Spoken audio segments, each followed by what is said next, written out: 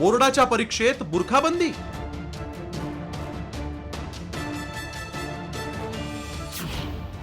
राणेंची मागणी, हुसेनचं मौन. विद्यार्थिनींचा बुरखाबंदीला विरोध.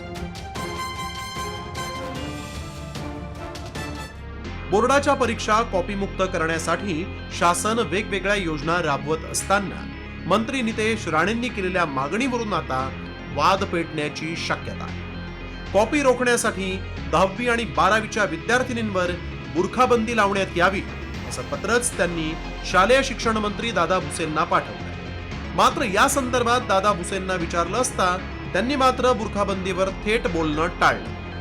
कारण का आता बुरखा घालून नेमकं तोच विद्यार्थी आले आहे, तीच विद्यार्थिनी आली आहे की नाही, असे अन्य प्रकार आता मतदानाच्या टायमाला पण अशा गोष्टी नजरेसमोर आलेल्या आहेत. ते बुरखा घालून आलेले आहेत पण नेमकं तो त्या व्यक्तीत निघालेला नाहीये. तर म्हणून अशा पद्धतीचे लाड किंवा लागून चालन कोणाचेच करू नये असं मताचं मी आहे.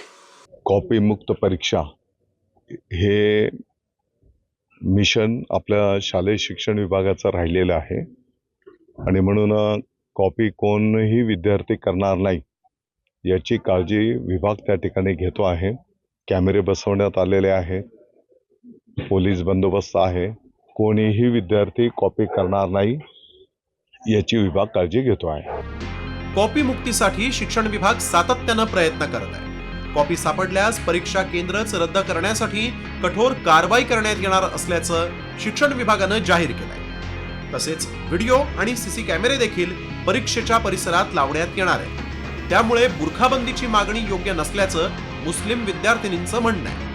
नहीं, ये ठीक नहीं है. हमारे कॉन्स्टिट्यूशन का भी उन्होंने भी हमें हक दिया है कि हमें क्या पहनना है और क्या नहीं पहनना है.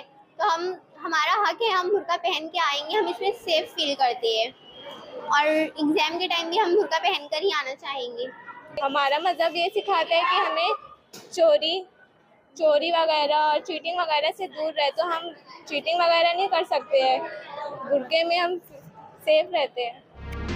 राज्यात मतदानासाठी बुरखाबंदी नसताना आता परीक्षेसाठीच बुरखाबंदीची मागणी होऊ लागल्यानं ऐन परीक्षेच्या काळात वाद पेटण्याची शक्यता आहे. त्यामुळे या मुद्द्यावर शासनानं सर्वसमावेशक धोरण ठरवण्याची गरज आहे. ब्युरो रिपोर्ट, साम टीव्ही मराठी.